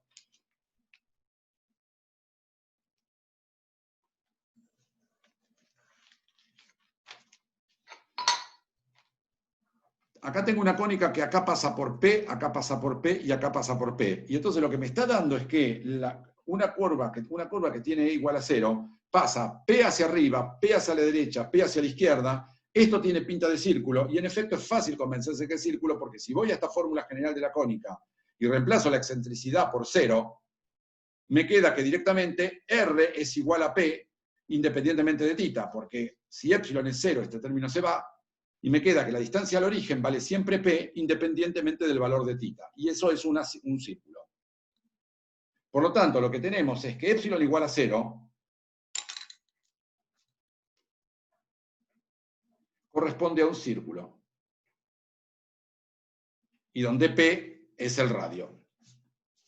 Una cosa que sí me olvidé decir es, fíjense que las cónicas son simétricas respecto del eje horizontal, porque el eje horizontal, por ejemplo, este punto de acá es θ 45 y este eje para abajo es θ menos 45. Pero recuerden que coseno de θ es igual a coseno de menos θ. Por lo tanto, la curva esta no le importa si θ es 45 o menos 45, 90 o menos 90. La curva que la curva sea igual para θ y para menos θ implica que las cónicas son simétricas respecto de este eje horizontal. Entonces, repito, esta es la forma genérica de una cónica. Para epsilon igual a 0, me queda directamente que no depende de θ y que la distancia al origen vale siempre P y por lo tanto es un círculo. Hagamos ahora la cuenta pregunta. Sí.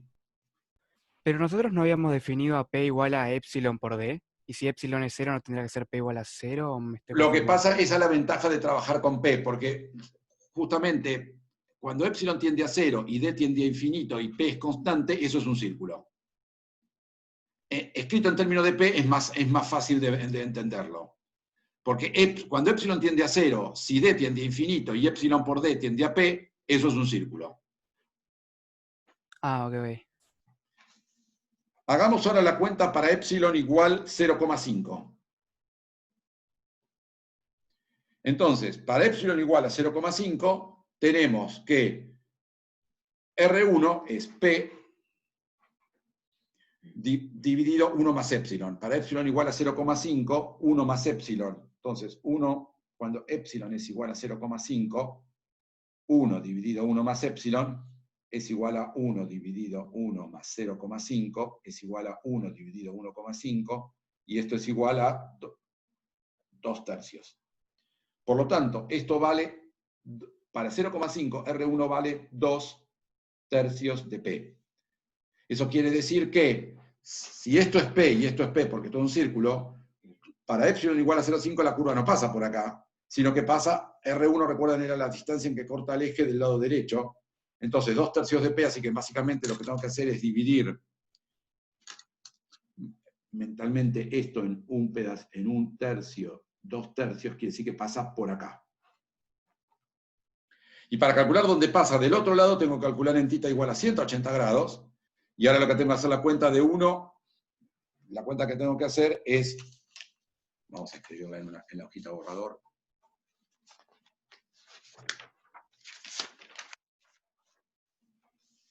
La cuenta que tengo que hacer ahora es P dividido 1 menos epsilon, cuando epsilon estoy haciendo en 0,5, por lo tanto me queda P dividido 1 menos 0,5, o sea me queda P dividido 0,5, o sea me queda 2P. O sea que la fórmula esta, que es P dividido 1 menos epsilon, recuerden, esta fórmula salió de haber puesto θ a 180 grados. Con lo cual me quedó 1 menos epsilon, 180 es de este lado, y entonces me queda 2P. Eso quiere decir que si acá tengo P, este pasa por acá. Pasa al doble. Y una posibilidad que tienen es calcular para cada valor de θ cuánto vale esta distancia, o si no, sabiendo que pasa por esta, que pasa por acá y que pasa por acá, más o menos me puedo imaginar que la curva es una cosa así. El lado para abajo es igual, y esto luego hace así.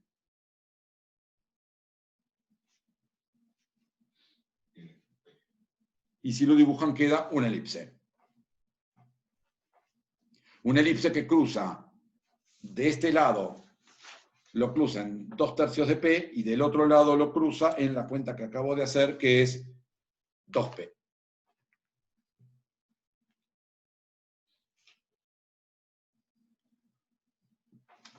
Ahora, sin dibujar, consideremos curvas de cada vez una excentricidad mayor que 0,5.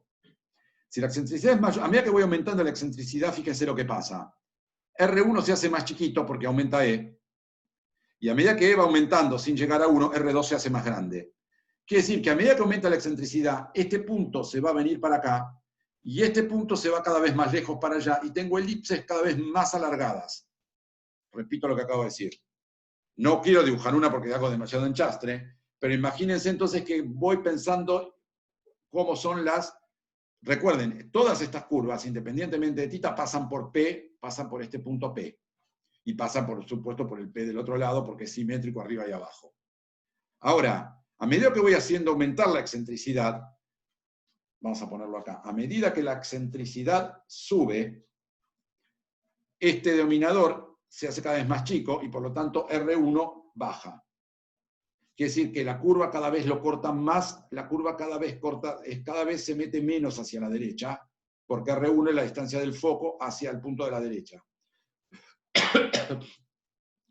Pero R2, que tiene 1 menos epsilon, antes de llegar a 1, por supuesto, tengo que esto se hace cada vez más grande. Por ejemplo, cuando epsilon vale 0,9, 1 menos 0,9 es 0,1 y esto es 10. Entonces, este punto se va cada vez más lejos. R2 crece. Entonces, a medida que aumenta la excentricidad, tengo una curva que pasa cada vez más cerca del foco de este lado y cada vez más lejos del foco del otro lado. Y cada vez se va más lejos del otro lado. Entonces, se dice que la elipse es cada vez más excéntrica. Hasta que finalmente llego a epsilon igual a 1. Cuando llego a epsilon igual a 1, esto me da infinito. Y por lo tanto lo que tengo que para epsilon igual a 1, R1, para epsilon igual a 1, R1 es P sobre 2. Está claro, para epsilon igual a 1 me queda P sobre 2 directamente. Un medio de P sería esta de acá. Si esto es P, esto es la mitad. Por lo tanto la curva hace una cosa así. Como está obligado a pasar por P, hace esto y hace esto. Fíjense, como les dije, a medida que aumenta la excentricidad, esta curva, este se me va viniendo para acá. A medida que aumenta epsilon, este punto de cruce se va viniendo para acá.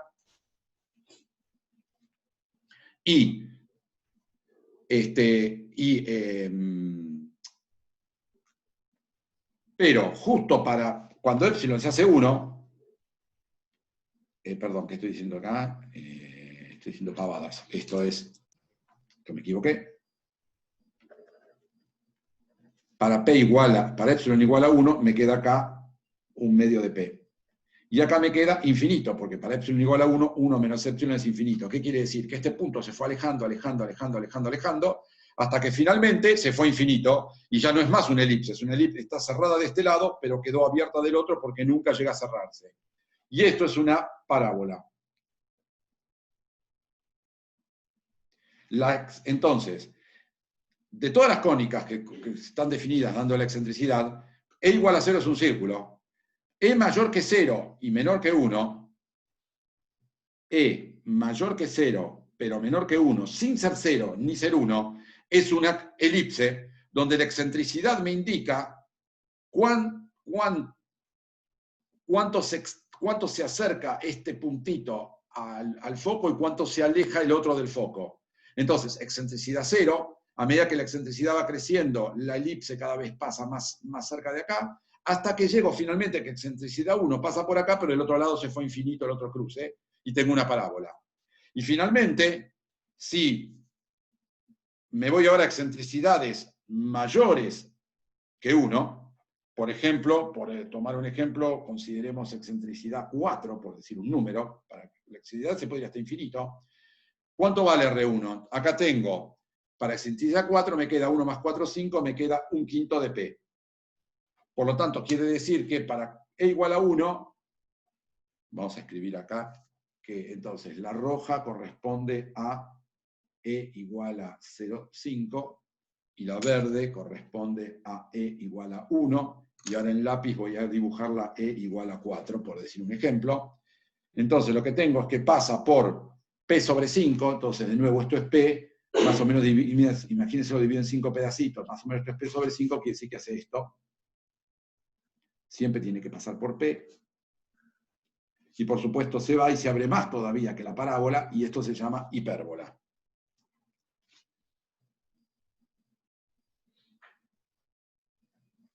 Entonces, las cónicas que están definidas, el tamaño este P simplemente me dice cuán anchos son. Si aumento P, que es el que va arriba, pasa por si duplico P, simplemente las cosas se abren más.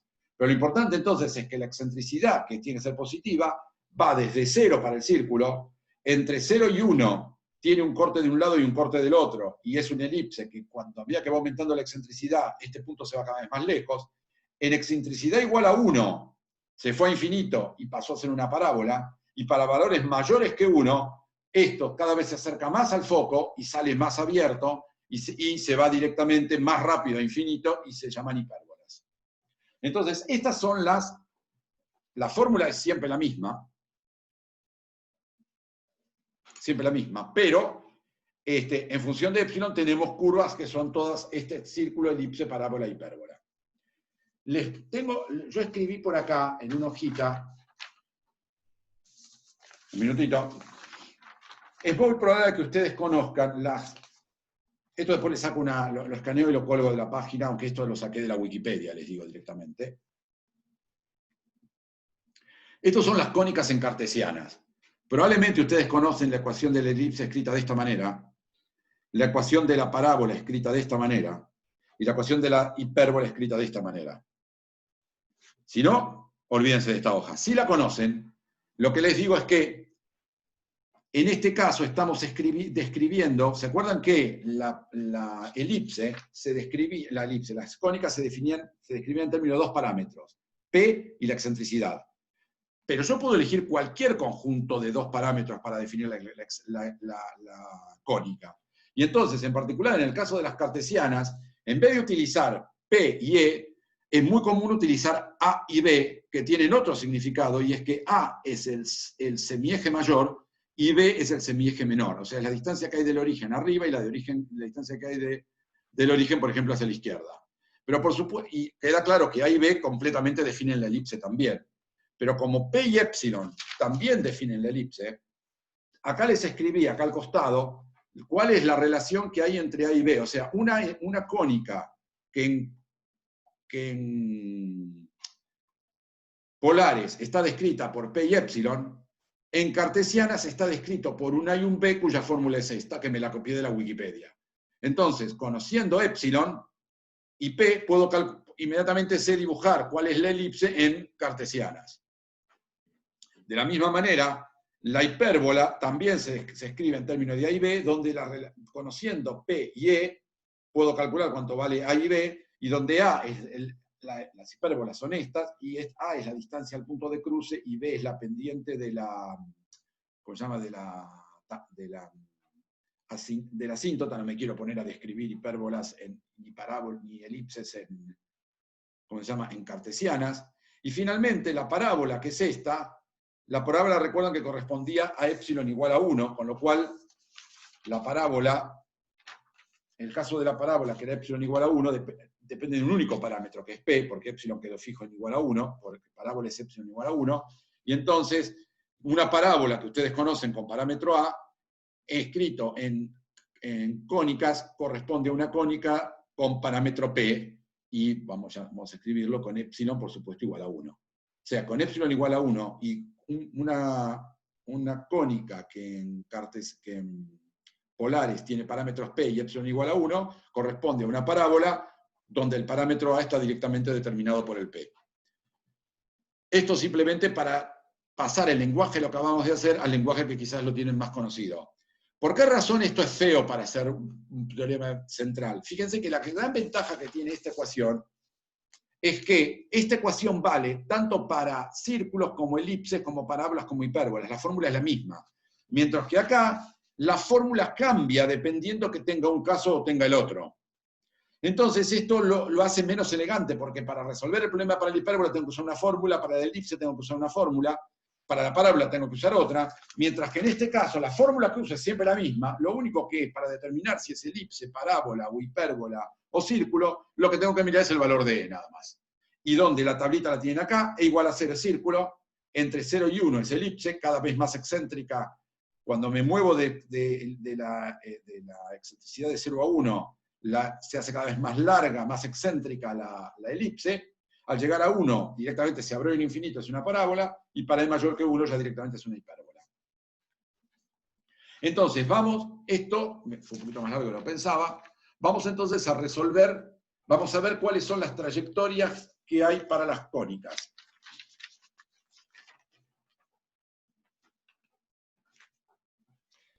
Profesor, perdón, algo no me quedó muy claro.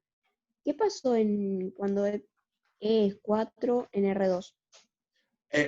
Ok, te lo discuto en otro momento, está perfecta la pregunta. Nunca llega a R2, porque si te lo contesto muy por arriba porque quiero terminar otra cosita, no porque esté mal la pregunta, sino porque quiero terminar otra cosita, pero fíjate que las cónicas nunca se cruzan en R2, de hecho tiene una asíntota acá, entonces directamente sí, lo tendríamos que discutir después, pero directamente ni siquiera llega a titas, hay todo un rango de titas que está prohibido para la hipérbola directamente. Lo discutimos luego. Perdona, porque quiero hacer una cuentita que me va a llevar un ratito y quisiera... No, ya sé que no la termino. Voy a tener que saltear unos pedacitos. Entonces, analicemos el movimiento de... Tengo entonces mi punto del origen y tengo un punto... Entonces acá tengo mi masa M, acá tengo mi masa M chiquitita. Este es R, y dando R y tita, tengo definida en polares la posición de la masa M. Ahora esta puede tener una cierta velocidad, que la puedo descomponer en la componente radial y la componente tangencial.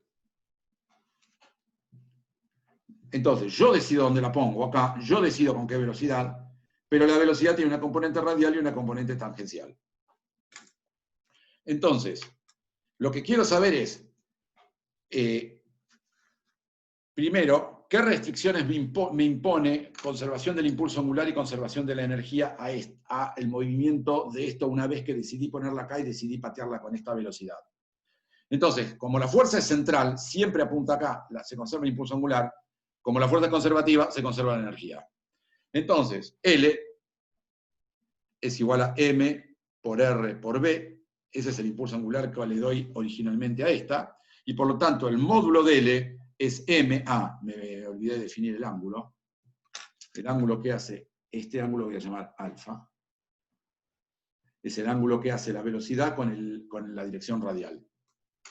Entonces, L es igual a M por R por B por el seno de alfa, ese que es el ángulo entre R y B. Pero B por el seno de alfa es B por el coseno de alfa, vamos a escribirlo acá, V por el coseno de alfa es la velocidad en la dirección del radio, y B por el seno de alfa es la velocidad en la dirección transversa, que es esta de acá, por seno de alfa. Por lo tanto, esto es la velocidad en la dirección transversa, y tenemos que L es igual a M por R por velocidad transversa. Entonces, lo que vemos es que conservación del impulso angular me dice que esto tiene que ser siempre constante. O sea que si el R se hace más grande, la velocidad transversa tiene que ser más chiquitita. Cuando más lejos se va, esta velocidad transversa tiene que ser más chica, porque M por R por B transversa, que es el módulo de L, tiene que mantenerse constante porque por la fuerza central y se conserva L. Ahora, la velocidad radial es directamente como varía el radio en función del tiempo. Y la velocidad tangencial lo que me da es cómo cambia tita. Y lo voy a escribir, lo puse de más, lo voy a poner acá. Entonces, esto es derivada de R respecto de t, porque me quedé sin lugar en la hoja del otro lado. Y bueno, sí, está bien.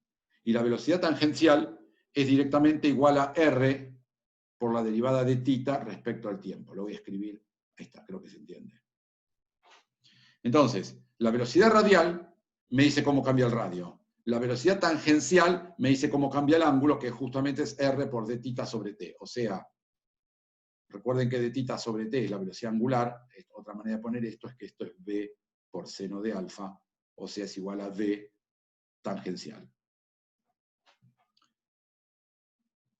Por otro lado, tengo conservación de la energía. Entonces, la energía es igual a 1/2 de M por V cuadrado más la energía potencial, que después voy a reemplazar la energía potencial. Por ahora, me olvido que el problema es gravitatorio y utilizo una energía potencial que depende del radio cualquiera. Luego voy a reemplazar V de R por menos GMM sobre R. Y esto, la velocidad de esta al cuadrado la voy a escribir en su componente radial y tangencial, con lo cual esto es 1/2 de M por la velocidad radial cuadrado más 1/2 de M por la velocidad tangencial cuadrado más la energía potencial. Donde lo único que hice es descomponer la velocidad de esta en su componente radial y tangencial.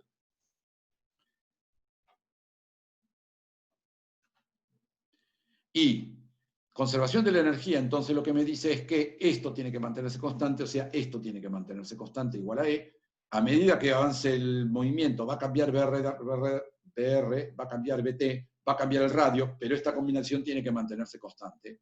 De la misma manera que este me decía que esta combinación R por BT se tiene que mantener constante.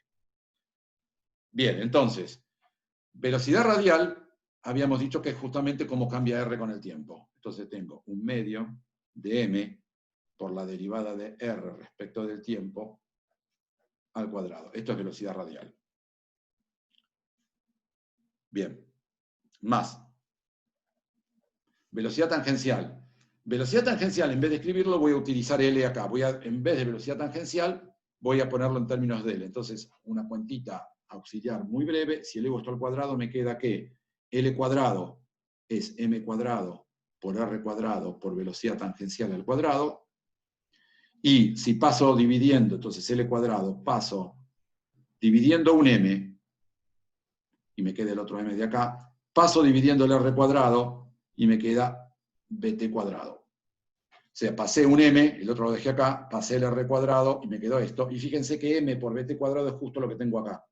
Por lo tanto, esto es 1/2 de M por BT cuadrado, o sea, L cuadrado sobre MR cuadrado más B de R. Entonces, lo que obtuve acá es la expresión de la energía, que tiene que mantenerse constante, pero donde combiné conservación de la energía con conservación de impulso angular en esta expresión, y de nuevo esto tiene que mantenerse constante. Bien, entonces, ahora voy a enganchar con un apunte que tengo, porque acá hay un conjunto de fórmulas, esto después no lo colgué todavía, pero luego lo cuelgo en la página, donde voy a tener... Entonces, esto que tengo hasta acá... Ah, no, nada, todavía no lo están viendo, disculpen. Cualquier cosa. Share screen. No, esta no. Esta lamentablemente no voy a llegar a darlo. ¿Dónde está? No, esta no es.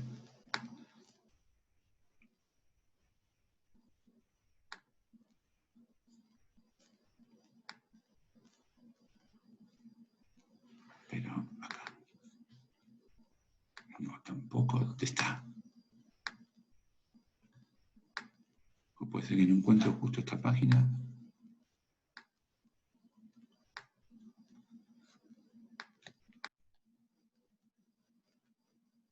Bueno, me está jorobando esto.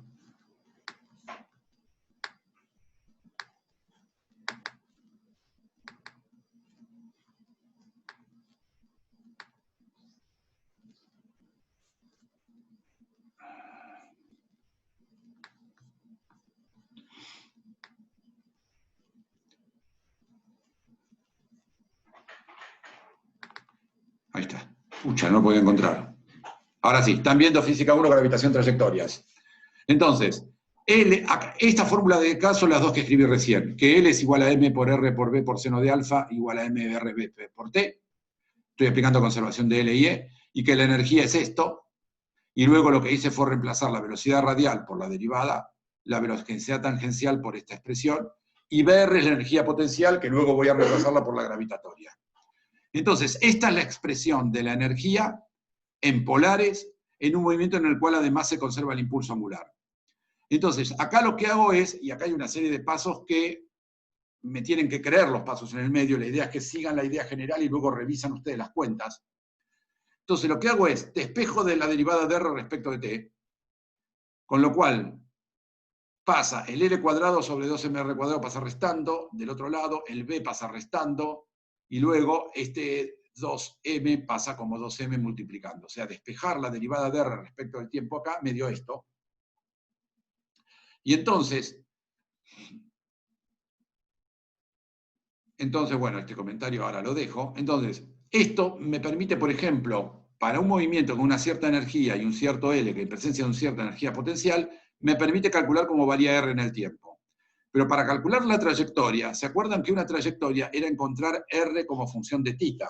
Recién acabo de demostrar cuáles son estas expresiones R de θ para la elipse, parábola, para las cónicas en general. Entonces yo quiero ver cuánto es la expresión de las cónicas cuando cuál es la expresión de las trayectorias R de θ cuando para V de R elijo la energía potencial gravitatoria. Entonces, como lo que yo necesito no es cómo varía R con el tiempo, sino cómo varía R con θ, lo que tengo que utilizar es esta expresión que me dice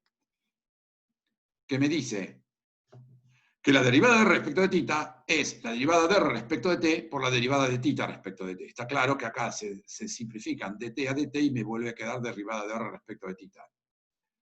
Entonces, para calcular la derivada de R respecto de θ, necesito la derivada de R respecto de t y la derivada de θ respecto de t. Pero la derivada de R respecto de t es justo lo que calculé acá, es este choclito. Es este.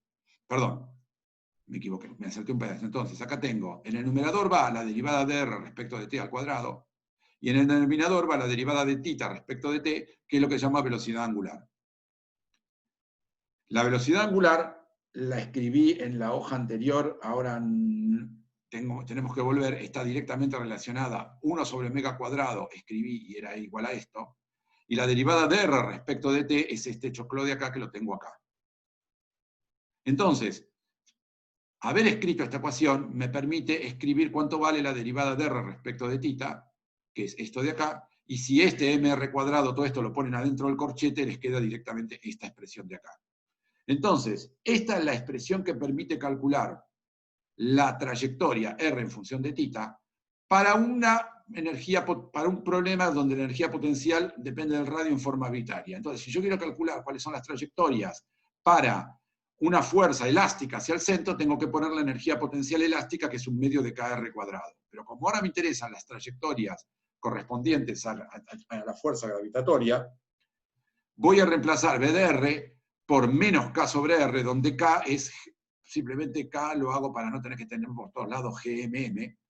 Y entonces, recuerden que la energía potencial gravitatoria era menos GMM sobre R, y entonces en vez de poner menos GMM pongo menos K, donde K es este numerito de acá.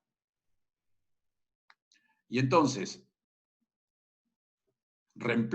acá tengo, bueno, sigo teniendo 2m r cuarta sobre L cuadrado, menos este R cuadrado lo puse al final, y ahora tengo 2mr cuarta sobre L cuadrado, y para la energía potencial, acá vengo y reemplazo por la energía potencial gravitatoria. Recuerden, y luego voy a hacer un breve comentario, que acá podríamos poner la energía potencial que depende de R de cualquier fuerza conservativa, de cualquier fuerza central. Bien, entonces, esto es la derivada de R respecto de θ. Si, como acá está el cuadrado, si acá lo pongo, me queda raíz cuadrada. Y si paso diferencial θ multiplicando de este lado y la raíz cuadrada de este lado, me queda diferencial R dividida la raíz cuadrada, y el diferencial θ que estaba acá me queda multiplicando del otro lado. Y fíjense que acá tengo algo que solo depende de R y acá tengo algo que solo depende de θ, y entonces lo que tengo que hacer es integrar en R e integrar en θ. Un segundito, tengo que bajar un poquitito. Ahora, esta integral de acá, fíjense acá simplemente puse el símbolo integral y son estas dos. Esta integral puede parecer muy complicada, pero esta integral es exactamente de esta forma, donde la raíz cuadrada abajo tiene algo que multiplica R cuarta, que acá lo llamo A, pero si vamos acá vemos que es 2me sobre L cuadrado. Y esta con B, el que multiplica a R cubo, es 2mk sobre L cuadrado, y no hay nadie que multiplique R cuadrado. O sea, esta integral de acá es una integral de esta forma, donde A vale 12m sobre L cuadrado y B vale 12mk sobre L cuadrado. Y esta la buscan en tablas y es esto. Es una cosa que es horrible, pero simplemente una integral. Y entonces lo que hay que hacer ahora, la primitiva de esta función es esta, lo pueden chequear también derivando esta y les va a volver a dar esta. Y entonces, para calcular la integral de esta, tengo que reemplazar B por este numerito y A por este numerito, y eso queda una cosa larga que tengo en vez de tener arco coseno de esto, tengo arco coseno, donde reemplazo B por esto, reemplazo A por esto, y me queda el arco coseno, no ahora en términos de A y B, sino en términos de la energía y el L. Les dejo a ustedes para que repasen, o sea, simplemente tienen que entender la idea de cómo viene la fórmula. La única manera es que se la repitan ustedes. Bueno, el arco coseno pasa como coseno del otro lado, coseno de tita. Esto que esta raíz cuadrada la puedo pasar multiplicando, con lo cual queda multiplicando a coseno de tita. Este menos 1 lo puedo pasar sumando del otro lado, con lo cual me queda el L cuadrado y el 1 sumando. Y finalmente lo que puedo hacer es este R pasar multiplicando de acá y todo este 1 más raíz cuadrada, dividirlo y me queda esto de acá. Que lo que hice fue simplemente digo, son cuentas, pero lo único que terminé encontrando es una función de R de tita. Recapitulo de dónde partí. Partí de que conozco la derivada de R respecto de tita, e integrando obtuve cuánto vale R de tita, en función de L y en función de L cuadrado. Entonces lo que hice fue, a partir de la derivada de R en función de tita, encontrar R de tita, que fue una integral. Ahora, esto de acá suena horrible, qué cosa más espantosa. Sin embargo, fíjense de qué forma es esto. Esto es R al algo dividido 1 más algo por coseno de tita. No sé si les recuerda algo, pero tiene exactamente esta forma. Es algo dividido 1 más algo por coseno de tita. Pero algo dividido 1 más algo coseno de tita es justamente las cónicas. O sea que lo que demostramos es que a partir de la derivada de R en función de tita e integrando, llegamos a R de tita, y R de tita es una cónica, donde la cónica, por supuesto, depende de cuánto vale la energía y cuánto vale el impulso angular. Ahora lo que queda por hacer, que lo voy a hacer la clase que viene, retomando esto, es analizar cuánto vale la excentricidad para distintos valores de energía e impulso angular y cuánto vale el parámetro P, que es lo que me falta. Yo hasta ahora lo único que demostré es que las trayectorias R de tita que corresponden a una interacción gravitatoria son de esta forma, y esta forma ya estudiamos antes, que son las cónicas. Por lo tanto, lo que les acabo de mostrar es que las trayectorias para cualquier valor para el caso más genérico, que es una cierta energía y un cierto L cuadrado, es una cónica. Y lo que me falta entonces es relacionar cuándo esta cónica tiene una excentricidad que corresponde a un círculo, o a una elipse, o a una hipérbola, o a una parábola. Pero más no hay, ya les demostré que todas estas son las cónicas. Bien. Un comentario que quería hacer adicional acá, y con esto termino, disculpen chicos que lo de la práctica me pasó unos minutos, es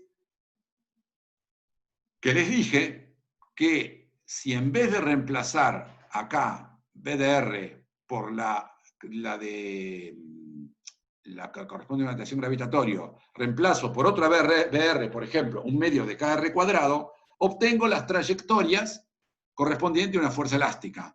Y poniendo la BR que se me dé gana acá, obtengo las trayectorias de la fuerza central que a mí se me dé la gana. Es verdad que justo la gravitatoria es interesante porque son las trayectorias de los planetas. Pero uno puede decir, ok, ¿cómo son las trayectorias si tengo una fuerza que apunta siempre al centro y la fuerza va como R al cubo, o como 1 sobre R a la cuarta? Bueno, reemplácese la energía potencial que ustedes quieran, y lo que va a ocurrir es la integral. Y hay una cosa muy interesante que ocurre, que es la siguiente, y es que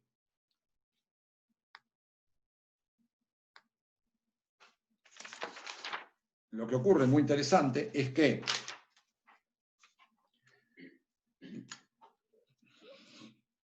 si B, entonces lo que demostré es que si BR es de la forma menos G por M sobre R, las trayectorias son cónicas.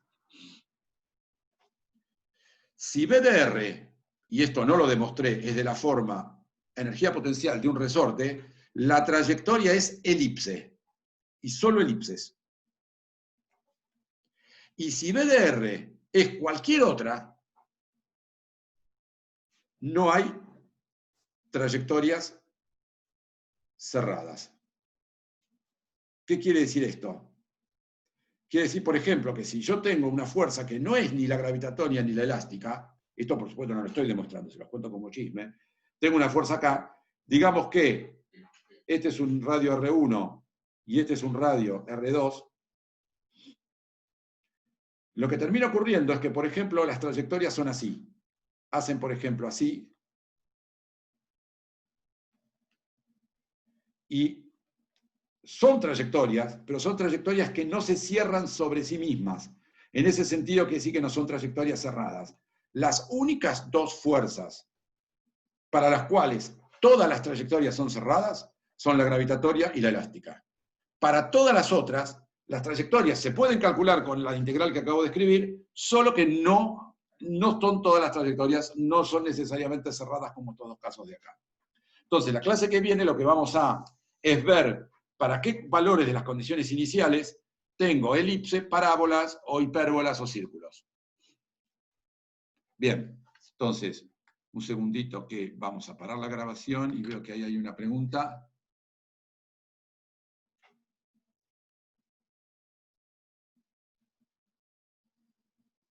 Sí, veo que, no sé.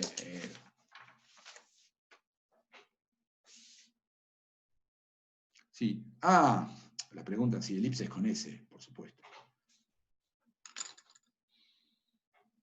Bien. Bueno, entonces, ¿a quién le paso quién da la clase hoy, Luciano? Hola Ricardo, hoy da Mauro la clase. ¿Quién? Así que pasarle a Mauro. Bueno, no lo veo todavía, así que te pongo a vos. Sí. De... Ah, bueno, pero A creo ver. que está, ¿eh? Mauro. Si no, pásamela a mí, Patricio. Y ahí está, ahí la encontré.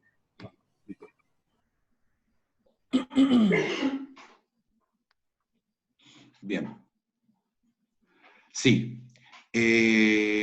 No sé si quedó alguna pregunta. ¿Quedó alguna pregunta? Yo estoy un poco corrido por el tiempo hoy. Sí. ¿Alguna pregunta?